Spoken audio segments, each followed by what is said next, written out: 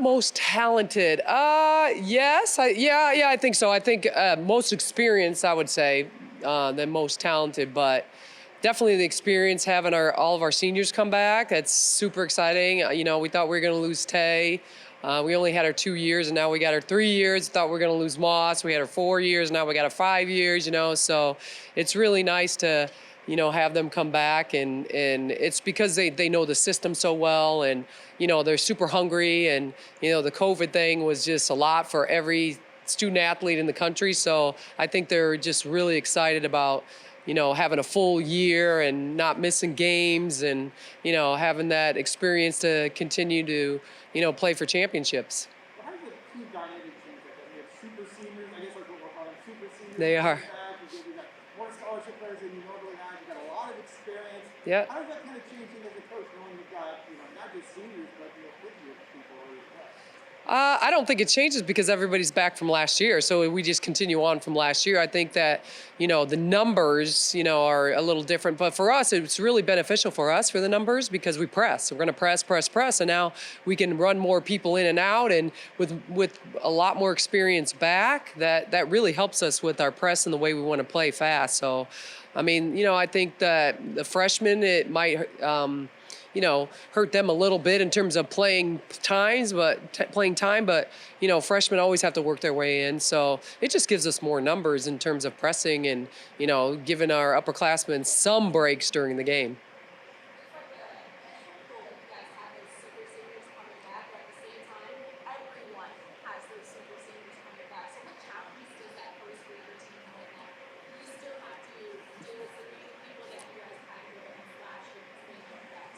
Yeah.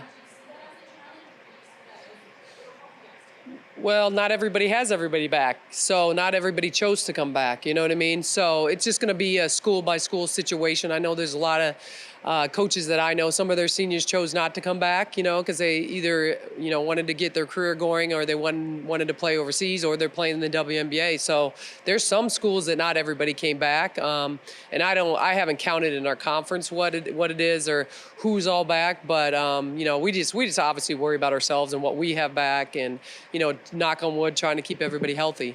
We're talking here about so much that's the same. What's something that's different this season from last that could lead to be more successful? Different.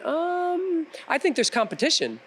I think that now you're not guaranteed you're the one that's going to play 30 minutes, 20 minutes, 10 minutes. There's competition, so you're going to have to beat somebody out. So are you going to beat Mawsony out? Are you going to beat Cortez out? I don't know. Are you going to beat Diamond out? The three that were just here, those are the ones that are really tough to beat out. So, but it also brings competition because some of the other younger ones that are moving up the ranks that should be seniors or juniors now, they're actually fighting for position in practice every day, which we really didn't have. It was our scout guys, going against them. So we've had a lot of really good competition in practice every single day. I can actually split the teams up in two groups and have it be really even. That's a lot of fun for us as coaches. I don't have to put my coaches out there to make it even, right? I can put all of them together, play against each other, and compete against each other. It's been really cool to see.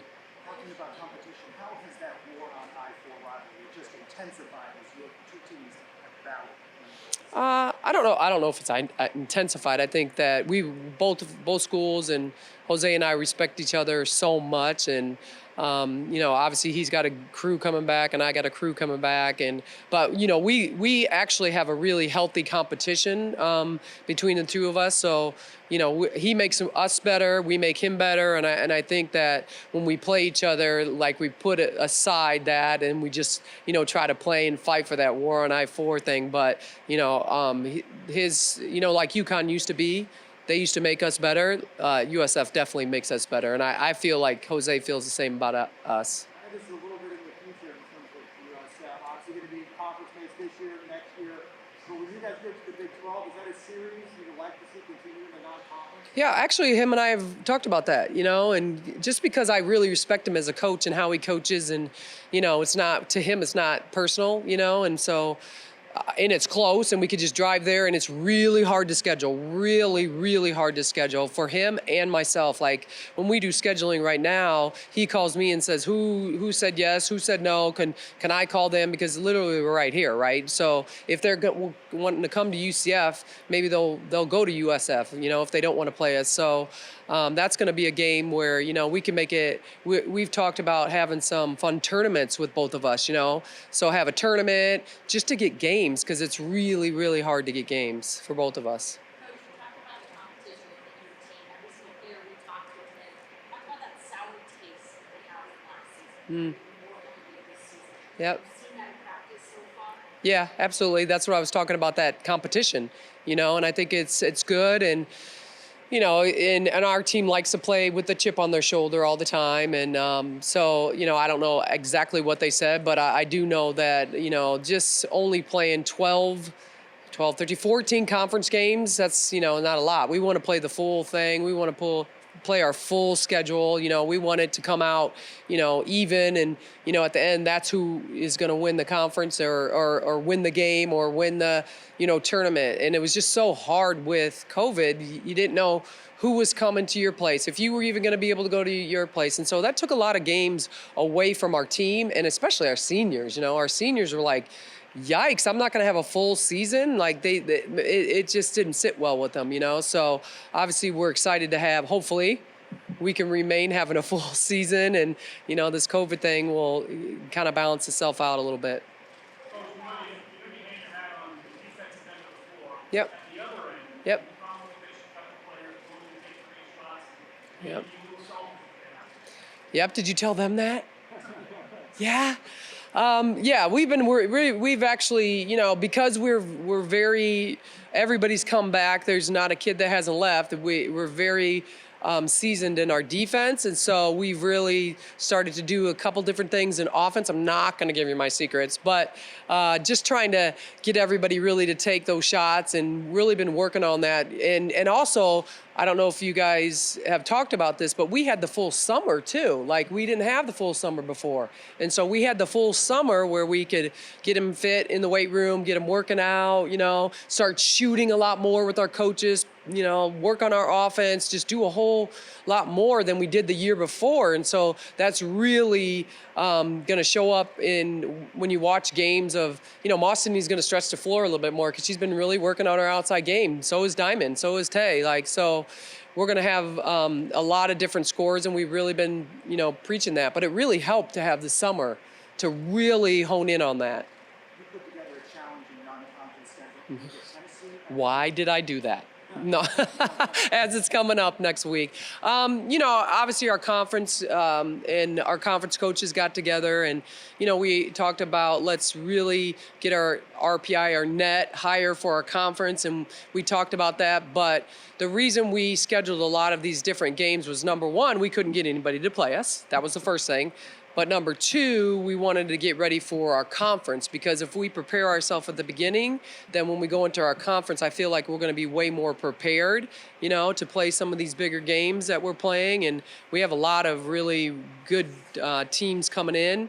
Even our first game with Duquesne, they play really hard. We played them 3 years ago at that place, and he does a great job of coaching, and so now he's finally coming back. So our first game of the year is going to be really tough against Duquesne, and then obviously it just happens that Tennessee's the next game, and then we have Virginia, and then we, so it's just, it was really a struggle to get teams just to come in and play us. So we had to, make sure that we could get some of these returns, because Duquesne was 3 years ago. They were supposed to return for COVID, but they pushed it back. So now all these returns, I don't even know if you guys even understand how it kind of works, but the COVID thing really messed up all of our schedules in the country. So now we got some of the returns finally coming back, and then some new series coming in. So Tennessee is a new series. They said they would come here first because they had a hard time scheduling, and so we'll go back there the next year. So I'm excited just for the challenge, and I think for our players to play. You're talking about Tennessee, to play Tennessee and play Virginia and play USC, and we have a lot of really good competition coming in. Play Arkansas. We got a lot of really good teams. I mean, not playing about it with Tennessee. Did that mean something to you growing up? Obviously, had Summit and legendary coach here for years. I mean, kind of like the standard for a long time. Is that new in that program, and you were kind of coming up for basketball? Well, I played against them because I played college basketball, everybody. This is what I tell my players. I played, and they're like, you played? You're so old, Coach Abe. I'm like, okay, I played, right? But I played at Georgia. I don't know if you know that. And so I played against, and was one of the icons, idols. She recruited me, the whole thing. So, I always say I played for Vivian Stringer too at Iowa, but my mom is not in the house anymore and Pat's not in the house anymore. So it's a completely different program, right? But that Tennessee name, for women's basketball, that's still gonna, be something really historic for me because I had the opportunity to actually play in that facility every single year. And, especially looking down and seeing her was really amazing. As someone who's played in the Big 12 conference, what are your thoughts on UCF entry? Sorry, I didn't hear the first part. I said, as someone who's played in the Big 12 conference, what are your thoughts on UCF entry? Yeah, I didn't play in the Big 12. I coached in the Big 12. I actually coached at Iowa State when it was the Big 8.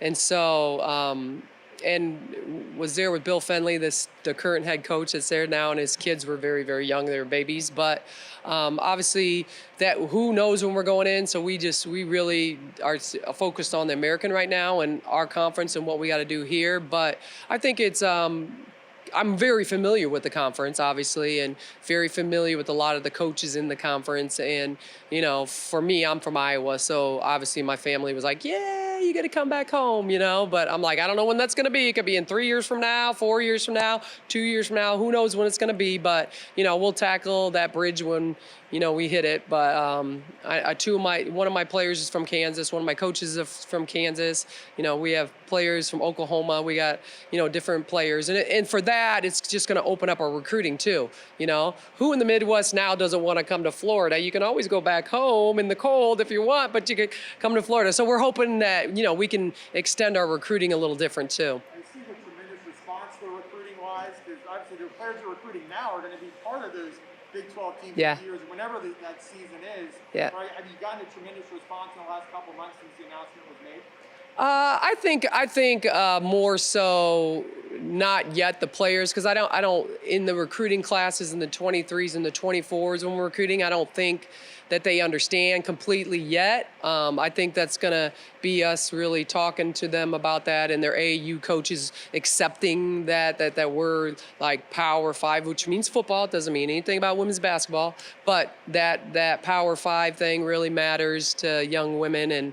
And so, like it's going to, now that all the schools really here in the state of Florida, the ACC, the Big 12, and the SEC, that's really going to, jump us in recruiting wise with not just top 25, because we've got some recruits that are top 25 kids coming in next year, but we can start really, we just got to get one or two of the higher level kids in terms of rankings, and it's just really going to open things up for us and my coaches. Coach, obviously the ultimate goal is championship in America. Yep. But what's something that you'd like to see happen? What's something that, if this happens, you can declare this year as a turning point? Injury free. I mean, I know that sounds like, wow, that's not a big thing, but it is hard to keep them like healthy, because it's just the way we play, and we play so physical, and we play so tough, and we play so aggressive. We just don't play like all you guys like the pretty basketball. You stand on the 3-point line and shoot. Like we just don't. We get after it, and that's the way people don't like to play. They want to, don't touch me, that kind of thing. So to keep us healthy, that's a daily challenge. We want to really make sure they're all taking care of their bodies, they're eating right, sleeping right. I think when that happens, especially going in at the end and we got them all healthy and they're in really good shape too, I think that's the key to everything.